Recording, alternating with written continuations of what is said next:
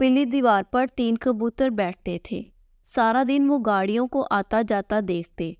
پورا دن بس وہ یہی کام کرتے تھے۔ جب بھوک لگتی تو عینی خالہ کے صحن سے دانہ چگ لیتے اور پانی بھی پی لیتے اور واپس جا کر پھر وہی پیلی دیوار پر جا کر بیٹھ جاتے۔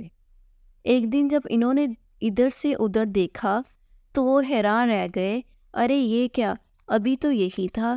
ان میں سے ایک کبوتر بولا اور پھر ان دونوں نے غور سے سوچا مگر ان کو کچھ سمجھ نہ آیا، اور پھر درخت پر بیٹھے طوطے نے بتایا کہ اسے تو بلی کھا گئی ہے۔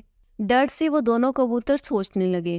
انہوں نے سوچا اور پھر سوچا کہ آج کے بعد ہم اس پیلی دیوار پر نہیں بیٹھیں گے، ہم بجلی کی تار پر بیٹھیں گے۔ تو بچوں، اس کہانی سے ہمیں سبق یہ ملتا ہے کہ کبھی بھی تبدیلی یعنی چینج کو ایکسیپٹ کر لینا بہتر ہوتا ہے، اور جب فیصلہ کرنا پڑے تو ایکسپیرینس کو بھی یاد رکھنا چاہیے اور اپنی حفاظت خود کرنی چاہیے۔